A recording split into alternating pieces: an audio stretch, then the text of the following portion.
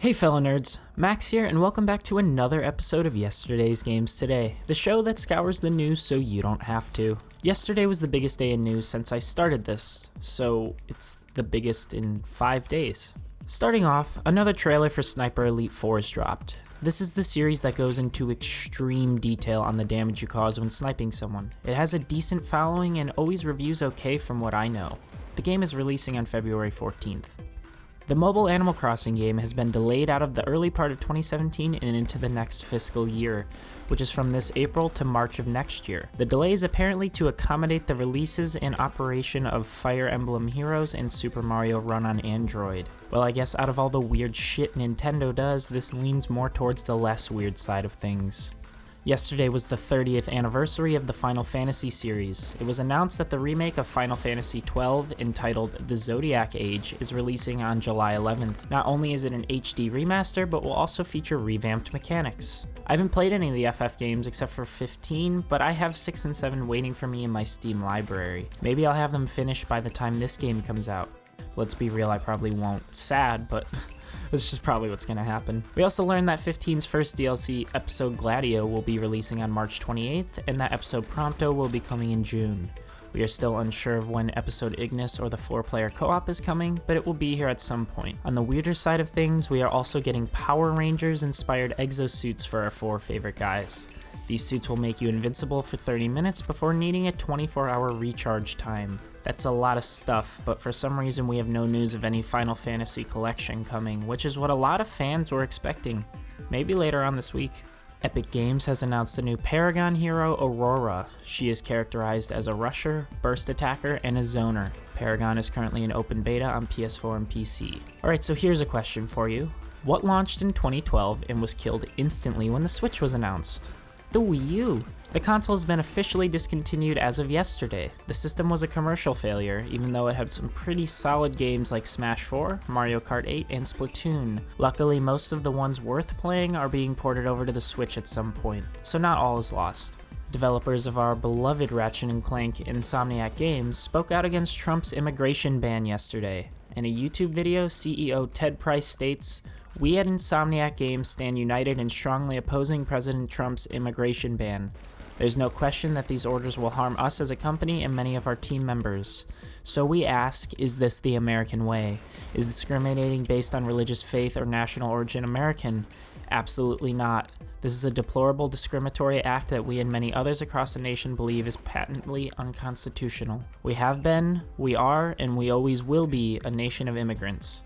I have no desire to get political on the show, as it's about the games, but I think it's important that we as gamers stand together and help out those in need. Insomniac didn't have to say anything, but they chose to, and I think we should respect them for that." In other heavy news, albeit in a very different way, the producer of the upcoming Zelda game revealed that it would be impossible to 100% the game in a week. I really have a hard time believing this. They keep touting how big this Zelda game is, but this makes it seem like one of the biggest games to ever release. Of course, I hope I'm wrong, but I can't imagine this game being longer than, say, 60 hours at maximum. Well, we'll know for sure on March 3rd when the Switch launches and reviews come out. A new Need for Speed game is coming sometime before March next year. This will be the first new game since the reboot of the series back in 2015, which only received average reviews. Maybe this new game will be the one to bring the series back to its former glory. Super Mario Run got an easy mode yesterday and a free update. The new mode removes the risk of death as well as time limits to allow players to play stress-free. Toad Rally is also getting a nerf. When losing the mode, you will lose less Toad collectibles than beforehand. I don't really know what that means, but it sounds good, so those playing the game, enjoy. The Elder Scrolls Online is getting a big update in the form of Morrowind. The new content will include all key points of interest from the original Morrowind game, and it will be around 30 hours of content. The expansion is releasing June 6th and will be $40. On March 29th, the classic MMO Club Penguin will be shutting down for good. Members will no longer be charged for their status, and no new memberships can be made. There will be an official send-off party on February 1st. So right now, as you're watching this, it's live. Go fucking party in fucking Club Penguin before it fucking closes down. The game is being replaced by something called Club Penguin Island, which will be a mobile experience. That's all we know. I played Club Penguin alongside MapleStory for a long time when I was really young. I have great memories with the game, and I'm honestly a bit saddened by the news.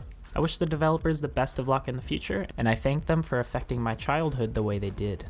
Pokemon Sun and Moon's third global mission is now live. Everyone has to trade a total of 1 million Pokemon by February 14th. We'll see if this actually happens, as the previous two missions were pretty big failures. Those being either catch 100 million total Pokemon as the first event, and catch 1 million total Pokemon as the second event. Maybe since this event requires almost zero effort, it will actually be accomplished. Bioware has announced that it will be launching an entirely new series by March 2018. All these stories are about March 2018. Why is it the date everyone says to launch by? Jesus guys, get your predictions in check. Anyways, the game is going to be an action-adventure game instead of an RPG, which is actually really intriguing. I'd like to see how Bioware handles a non-RPG. They have been working on this new IP since 2012, so we can be sure that it's as fleshed out as all of their other universes. If you haven't transferred your GTA 5 character over from the Xbox 360 and PS3 versions yet, you only have a month left to do so. As of March 6th, this service will no longer be available. The next NBA Live game has been delayed to fall of this year. The game was supposed to come out sometime between January and March, but not anymore. Also, if I have to read March out loud one more time, I'm going to kill myself. Oh, and they said a new UFC game is coming too.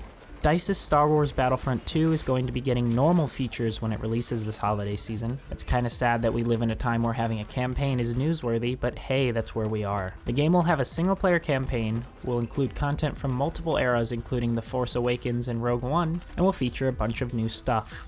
Imagine that. A sequel brings along more stuff. Truly innovative. Ubisoft announced the open beta dates for their upcoming medieval game For Honor. It starts on February 9th and will include 4 modes. Elimination, Brawl, Duel, and the Dominion. It will run until February 12th. 2 days beforehand, on the 7th, Ubisoft will be hosting a Twitch stream of the game and will be bringing on actors and actresses for some reason, including Jason Momoa from Game of Thrones. I have nothing to say on the subject.